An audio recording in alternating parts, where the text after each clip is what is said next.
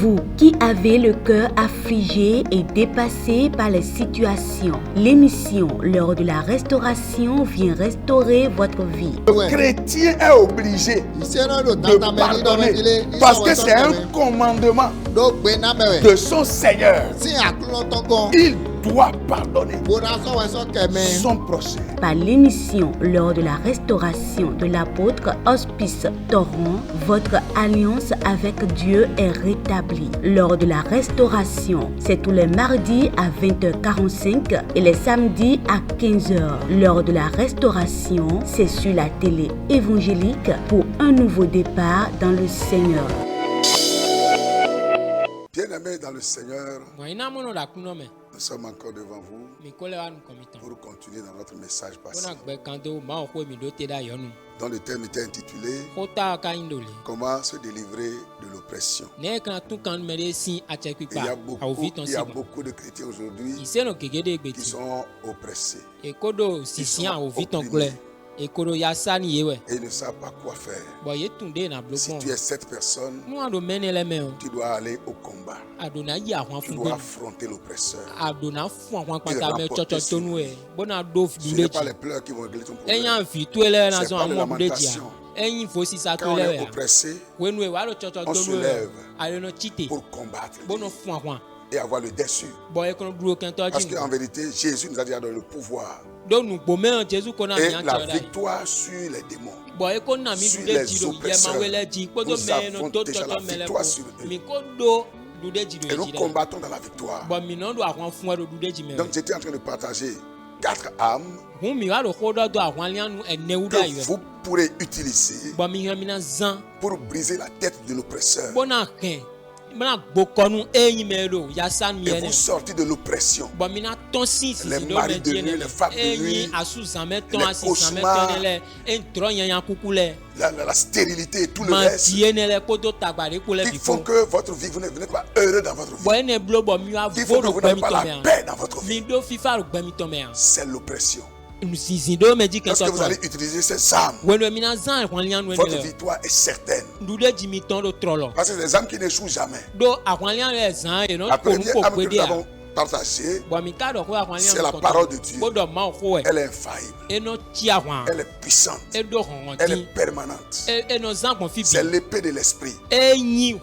Donc tu dois connaître la parole. Qui tu es. Tu dois le savoir. La position que tu occupes spirituellement en Christ. Ton identité spirituelle. Parce que tu découvres ces choses, tu es déjà au-dessus de l'ennemi. Il est déjà sous tes pieds. Et la deuxième arme, c'est le nom de Jésus. La Bible a dit au nom de Jésus. Tout genou doit fléchir dans les cieux, sur la terre, sous la terre. Donc si l'oppresseur est sous la terre, ou dans la mer, ou dans les airs, quel que soit son domicile, lorsque tu prononces le nom de Jésus, il est à terre. Il est à terre. Donc le nom de Jésus est une âme puissante qu'il faut utiliser pour décrocher sa délivrance. Et la troisième âme que je m'en vais partager avec vous, c'est le sang de Jésus. Le sang de Jésus est puissant. Puissant. Tu dois faire usage du sang de Jésus. Ce que Satan redoute le plus, c'est le sang de Jésus. Ça lui rappelle sa défaite. Ça lui rappelle la croix. Comment il avait été dépouillé. Comment il avait été livré publiquement en spectacle. Ça lui rappelle qu'il n'a plus d'autorité, qu'il n'a plus de force. Colossiens 2, verset 14 au verset 15 a été clair. L'acte dont les ordonnances nous accusaient et qui était contraire à cette disposition, Jésus les a cloués. Maintenant il a dépouillé les dominations, les autorités et les a livrées publiquement en spectacle, en triomphant d'elles par la croix. Et Apocalypse 2, le verset 12, le verset 11 nous a dit, ils l'ont vaincu à cause du sang de l'agneau. Ils l'ont vaincu. On a vaincu qui? Satan et sa cohorte. Il est complètement vaincu à cause du sang de l'agneau. Lorsque nous prions avec le sang de Jésus, l'ennemi est complètement brisé. Il est complètement à terre. Le sang de Jésus est puissant. Le sang de Jésus n'échoue jamais. Le sang de Jésus n'échoue jamais. Le sang de Jésus est puissant. Donc, tu vas faire usage du sang de Jésus dans ta prière pour affronter l'oppresseur. Et tu vas décrocher ta délivrance. Le sang de Jésus. Et la quatrième âme, c'est la foi. C'est la foi. Gloire à Dieu. Alléluia. 1 Jean 5, le verset 4 a dit, parce que tout ce qui est né de Dieu triomphe du monde. Et la victoire qui triomphe du monde, c'est notre foi. Lorsque ta foi est en place, tu as déjà la victoire. Tu peux commander aux montagnes et ils vont se déplacer. Lorsque ta foi est en place, aucun adversaire ne peut se tenir devant toi. Lorsque ta foi est en place, l'ennemi ne peut rien contre toi. Parce que sur le terrain de la foi, l'ennemi perd toujours le combat. Sur le terrain de la foi, le diable échoue toujours.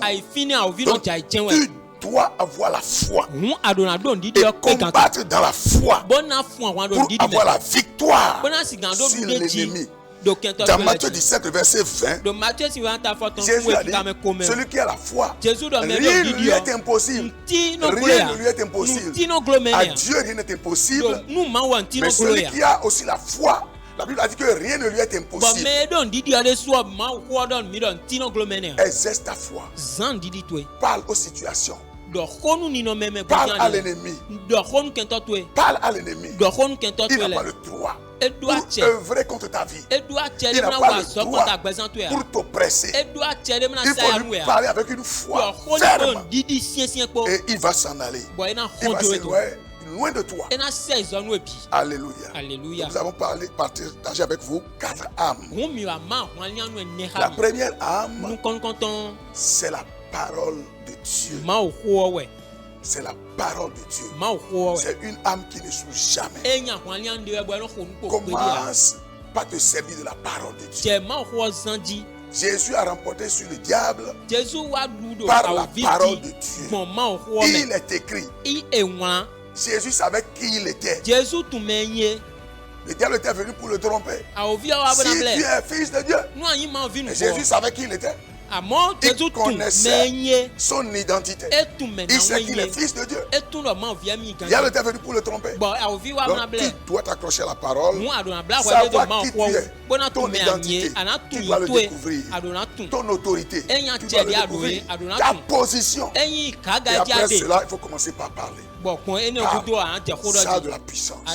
Ça a de la force. Deuxième âme que nous avons partagé. Et bien c'est le nom de Jésus. Le nom de Jésus. Devant le nom de Jésus, tout genou fléchit. Dans les cieux, sur la terre, sous la terre. Le nom de Jésus est puissant. C'est plus puissant que tout bombe. Alléluia. Donc prononce le nom de Jésus. Et les démons seront mis en déroute. L'oppresseur sera brisé. Et il va s'éloigner de toi pour toujours. Et la troisième âme que j'ai partagée, c'est le sang de Jésus. Le sang de Jésus, c'est puissant. C'est puissant. C'est puissant. Devant le sang, l'ennemi ne peut pas tenir. Parce que le sang rappelle à Satan sa défaite à la croix. C'est à la croix il a été dépouillé. Dépossédé de tout. Il n'a plus de pouvoir. Il ne peut plus rien. Il a échoué. Livré en spectacle. Ça lui rappelle sa défaite sur la croix. Et il rebrousse chemin. Et il s'en va. Et la quatrième âme, bien aimé, c'est la foi. La foi. Tu dois exercer la foi. Tu dois exercer la foi. Alléluia. Amen. Parce que tout ce qui est né de Dieu triomphe du monde. Et 1 Jean 4 nous a dit,